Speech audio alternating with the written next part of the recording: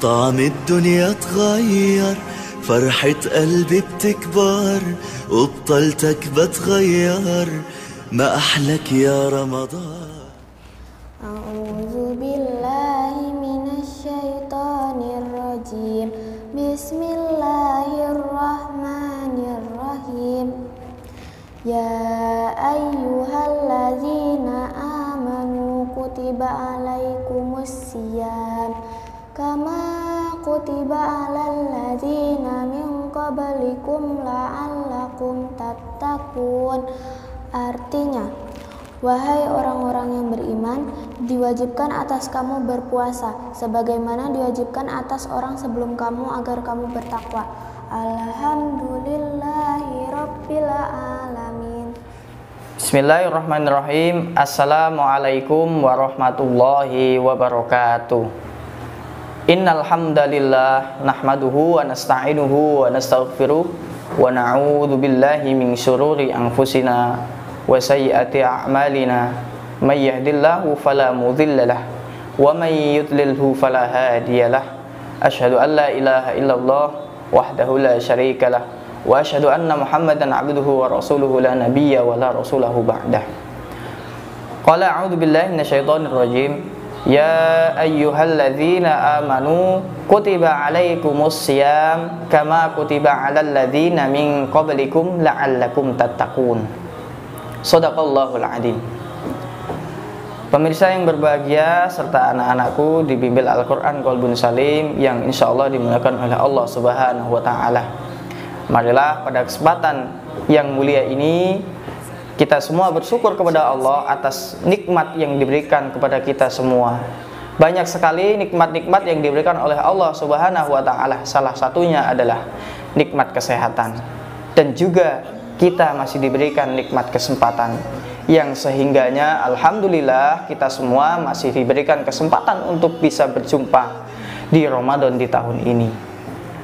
Salawat dan salam marilah kita sampaikan kepada baginda Rasulullah Sallallahu Alaihi Wasallam, Rasul penuntun umat yang membawa kita semua dari zaman kebodohan sampai dengan zaman yang terang benderang seperti zaman yang saat ini kita jalani. Adik-adik, pemirsa yang berbahagia, pada kesempatan ini ada sedikit yang akan saya sampaikan, yakni tentang amalan-amalan yang biasa Rasulullah Sallallahu Alaihi Wasallam lakukan pada saat bulan Ramadan. Ada banyak sekali yang dilakukan oleh Rasulullah Sallallahu Alaihi Wasallam.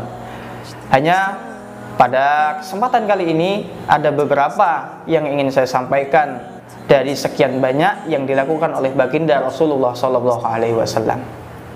Yang pertama, Rasulullah Sallallahu Alaihi Wasallam itu biasa melakukan yang namanya membaca Al-Quran. Tentu saja sudah tidak asing lagi untuk kita semua pada bulan Ramadan. Tentu kita berlomba-lomba untuk bisa mengkhatamkan Al-Quran. Karena apa? Membaca Al-Quran itu pahalanya akan dilipat gandakan pada bulan Ramadan. Dan juga membaca Al-Quran itu adalah termasuk golongan orang-orang yang dirindukan surga. Di dalam hadis yang diriwayatkan oleh Abu Dawud, bahwa surga itu merindukan 4 golongan. Nah, yang pertama ini adalah yang termasuk dalam orang yang dirindukan surga, yaitu adalah talil Quran. Masya Allah. Mudah-mudahan kita semua berlomba-lomba untuk bisa membaca Al-Quran, terlebih lagi pada bulan Ramadan ini.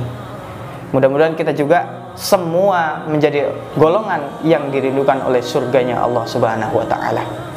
Adik-adik bimbel Al-Qur'an Qalbun Salim serta pemirsa yang berbahagia, itu yang pertama. Kemudian yang kedua ini adalah Rasulullah Shallallahu Alaihi Wasallam biasa melakukan sedekah. Nah, tentu saja ini juga bukan sebuah hal asing yang kita ketahui bahwasannya pada bulan Ramadan ini adalah kita berlomba-lomba untuk memperbanyak amalan. Salah duanya yakni melakukan sedekah kepada sahabat-sahabat kita, kepada tetangga-tetangga kita, kepada kerabat kita, dan kepada orang lain yang itu dimana kita membagi dari yang punya kita kepada orang lain. Mudah-mudahan kita semua juga saling berlomba-lomba untuk bersedekah. Nah, itu baru yang kedua. Kemudian apa yang ketiga? Nah, yang ketiga ini adalah memberi makan atau memberikan makanan berbuka kepada orang yang berpuasa. Nah, ini juga masih ada hubungannya dengan sedekah, cuman sedekahnya itu dalam bentuk makanan untuk berbuka. Di dalam hadis juga disebutkan orang yang memberi makan orang yang berbuka dari puasa, orang yang berpuasa sampai dengan berbuka, maka ia akan mendapatkan pahala sama dengan orang yang berpuasa itu tanpa mengurangi sedikit pun pahala orang tersebut. Masya Allah. Yuk kita berlomba-lomba untuk bisa melaksanakan amalan ini. Adik-adik Bimbel Al-Quran Qalbun Salim serta pemirsa yang berbahagia. Itu yang ketiga.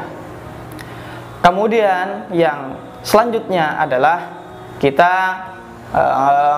yang dilakukan oleh baginda Rasulullah SAW adalah memperbanyak doa pada bulan Ramadan.